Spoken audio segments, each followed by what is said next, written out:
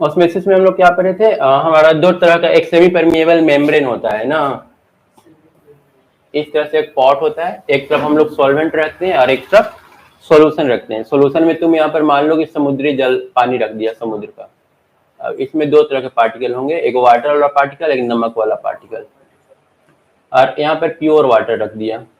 इसमें क्या होता है ना कि अगर दोनों को इस तरह से ढक दो ना, या फिर मत ऐसे ही खुला अगर छोड़ दो, तो हमारा जो सॉल्वेंट होता है ना, यहाँ से यहाँ पर सिर्फ सॉल्वेंट है ना, सॉल्वेंट यहाँ से इस सेमी परमेबल मेम्ब्रेन के थ्रू पास होना शुरू कर देता है, और सारा जो पानी है ना इधर अपने आप खींचने लगेगा। हाँ, सी वाटर में खींचने लगेगा, सोल्यूशन में ऐसा होता है, ठीक है। और यहाँ पर अगर इसको ढक करके रख दो ना, तो इस पर प्रेशर पड़ेगा, ठीक है। इसको तो ऑस्मोसिस बोलते हैं। ये जो वाटर मोलिक्यूल इधर जा रहा है ना सी वाटर में, मतलब सॉल्वेंट जो सोल्यूशन में जा रहा है, इसको बोलते हैं ऑस्मोसिस। और यहाँ पर अगर तुम रख दो तो इस पर प्रेशर पड़ना शुरू हो जाएगा, इस प्रेशर को बोलते हैं ऑस्मोटिक प्रेशर, ठीक है। और अगर तुम यहाँ पर ऊपर से एक्स्ट्रा प्रेशर देते हो और एक्स्ट्रा प्रेशर देकर के इसको मजबूर करते हो कि इसका जो पानी है इधर आए, ठीक है, जो कि समुद्री जल से नमक निकालने के लिए किया जाता है, इसको हमको बोलते हैं रिवर्स ऑस्मोसिस, और इस प्रेशर को रिवर्स ऑस्मोटिक प्रेशर। ये चार चीजें हम लोग को इसमें देखना है, ठीक है ना।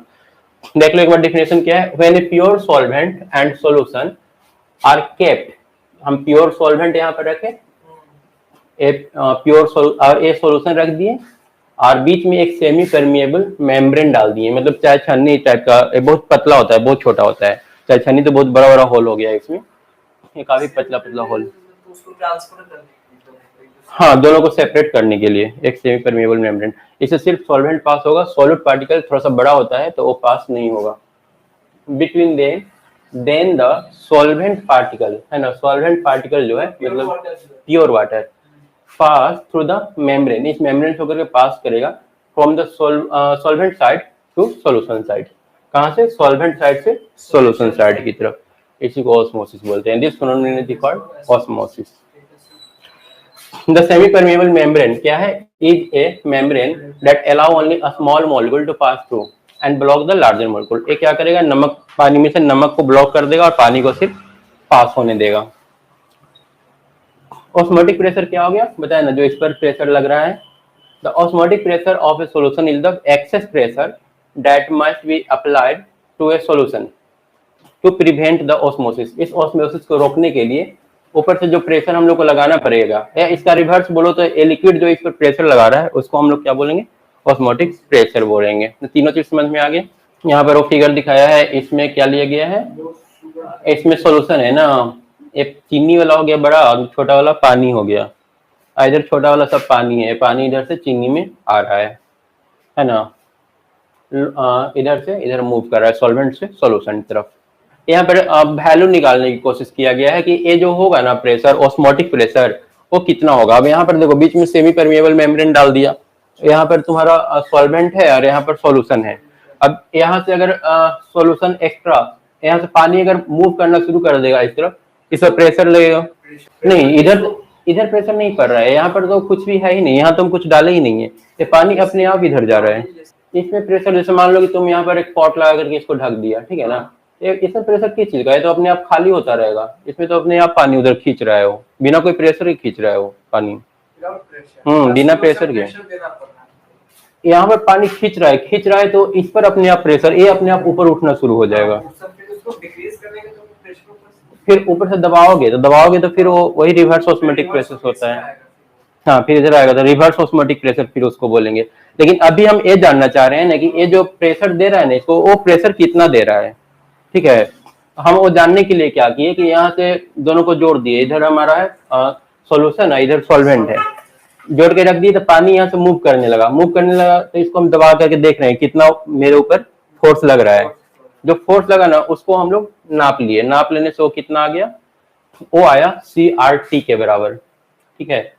R तुम्हारा कांस्टेंट है, T टेम्परेचर हो गया, और C हो जाएगा तुम्हारा क्या? मोलारिटी। T टेम्परेचर है, CRT, M मोलारिटी, यहाँ पर C से हम रिप्रेजेंट किए, दिखाए हैं, ठीक है। तो है वही चीज है। मोलारिटी का फॉर्मूला क्या था? N/V, number of mole per unit volume, वही था ना मोलारिटी।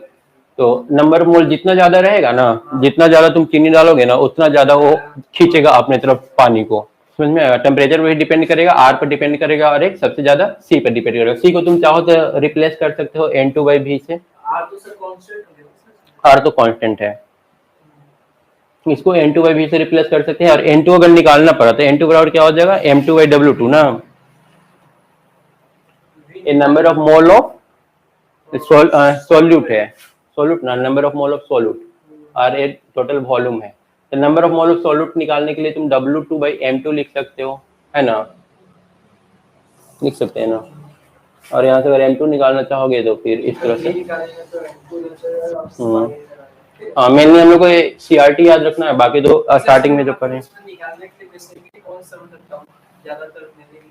ऑस्मेटिक प्रेशर ही निकालने के लिए देगा। ऑस्मेटिक प्रेशर निकालने के लिए दे देगा तुमको यहाँ पर डायरेक्ट नंबर ऑफ मोल ना दे करके वेट देगा। 100 ग्राम चीनी डाले हैं, 50 ग्राम चीनी डाले हैं, तो जो चीज जितना डाला है उसका नंबर ऑफ मोल तुमको निकालना पड़ेगा। मोल निकालने के लिए हाँ, उसके बाद बस R और T तो गिवन रहेगा, पुट कर देंगे हम।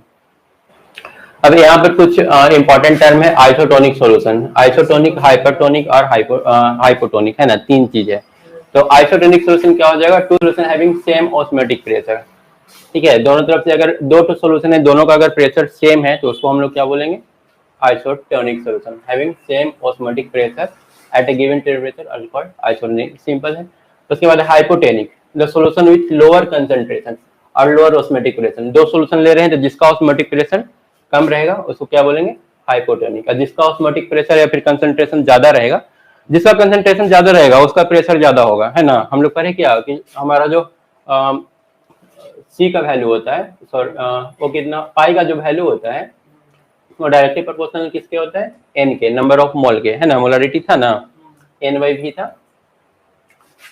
तो जितना ज्यादा number of mole of solute रहेगा ना, उसका प्रेशर उतना ज्यादा होगा। अगर दो सॉल्यूशन ले रहे हैं, एक में चीनी कम डाला हुआ है, एक में चीनी ज्यादा डाला हुआ है, तो जो तुम्हारा जिसका कंसंट्रेशन ज्यादा होगा ना, उसका तुम्हारा प्रेशर भी क्या होगा, ज्यादा हो जाएगा। तो उस केस में जिसका ज्यादा कंसंट्रेशन है उसको बोलेंगे हाइपरटोनिक, और जिसका कम कंसंट्रेशन है उसको बोलेंगे हाइपोटोनिक। तुम्हारा यहाँ पर है, अगर मान लो एक में 100 ग्राम चीनी डाला हुआ है, एक में 10 ग्राम डाला हुआ है, तो यहाँ पर कंसंट्रेशन क्या हो गया, ज्यादा हो गया। तो इसका नाम क्या देंगे, हाइपरटोनिक सॉल्यूशन, और इसका नाम देंगे हाइपोटोनिक, क्योंकि यहाँ पर कंसंट्रेशन कम है ना। दोनों सॉल्यूशन है, ये लोअर कंसंट्रेशन वाला है, ये हायर कंसंट्रेशन वाला, हायर वाला हाइपरटोनिक, लोअर वाला हाइपोटोनिक। और आइसोटोनिक जब दोनों में इक्वल 100 ग्राम डाला हुआ रहेगा।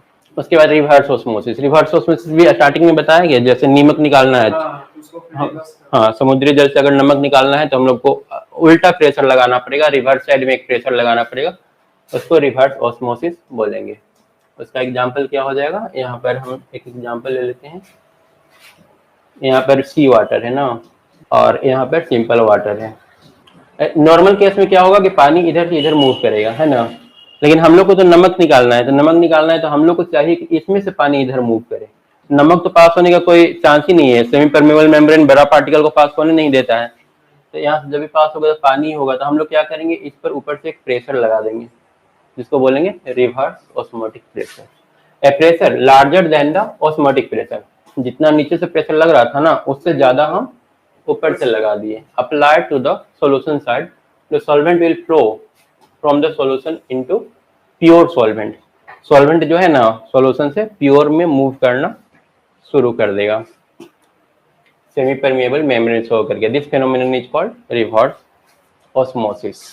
एप्लीकेशन कहाँ पर हो जाएगा, desalination of sea water. When pressure more than osmotic pressure is applied, pure water is squeezed out of the sea water. Sea water में से क्या होगा, प्योर वाटर निकल जाएगा और तुम्हारा सिर्फ नमक बच जाएगा। तो यहाँ पर इसका एप्लीकेशन हो जाता है रिवर्स ऑस्मोसिस का।